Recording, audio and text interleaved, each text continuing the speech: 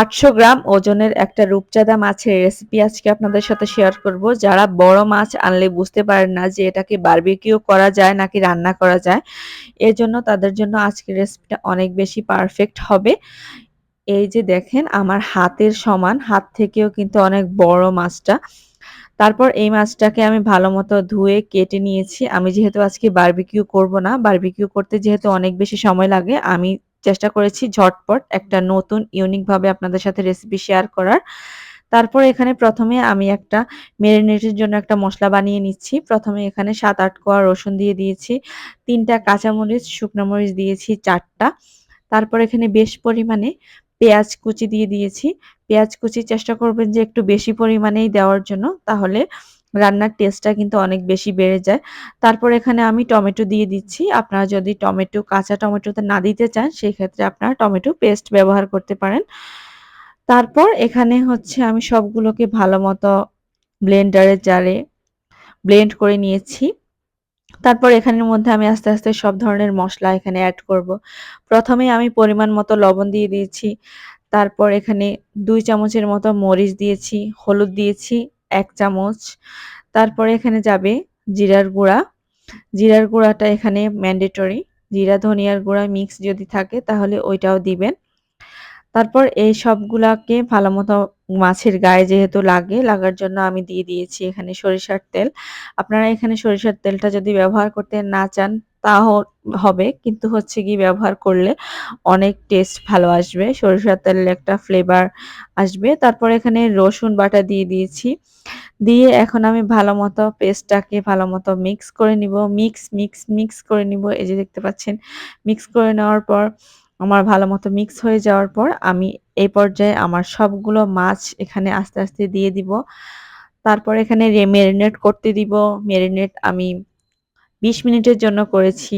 আপনারা চাইলেই মেরিনেটটা কিন্তু ২ ঘন্টাও করতে পারেন। যেহেতু মাছ বড়, খেতে কিন্তু অনেক বেশি স্বাদ হবে। আর মেরিনেটের উপর ডিপেন্ড করে আপনার রান্নার স্বাদটা কিন্তু অনেক বেশি বেড়ে যাবে।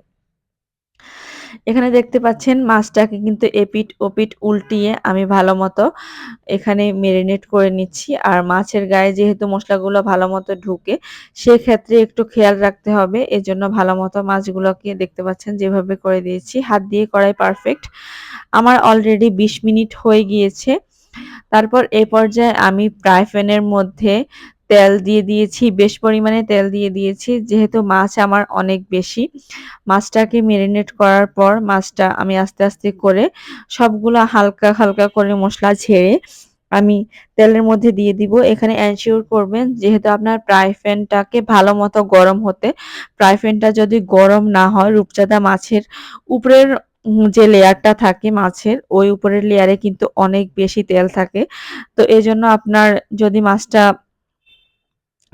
কড়াইটা যদি ভালোমতো গরম না হয়, সেক্ষেত্রে আপনার উপরের চামড়াটা আপনার এখানে হচ্ছে গিয়ে লেগে যাবে।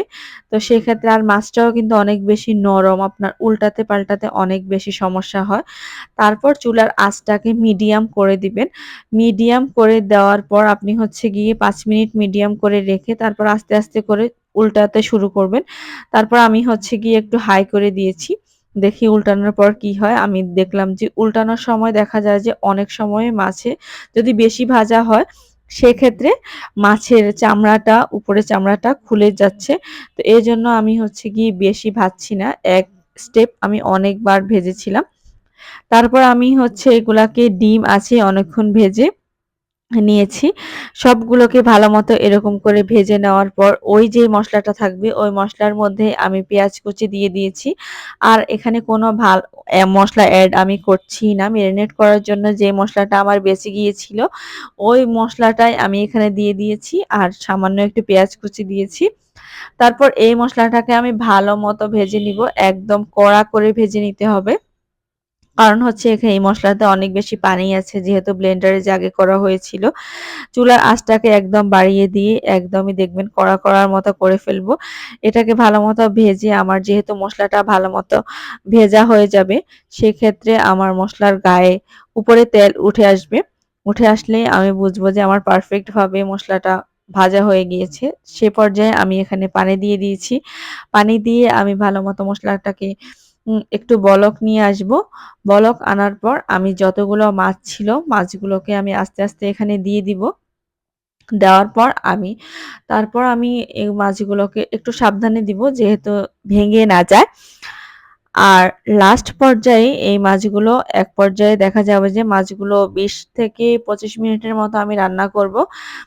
রান্না হয়ে যাওয়ার পর আমি হচ্ছে গিয়ে দেখতে পাচ্ছেন একটা খুব সুন্দর একটা কালার আসবে। এখন আমি সার্ভিং ডিশে ভালোমতো এটাকে নিয়ে নিচ্ছি।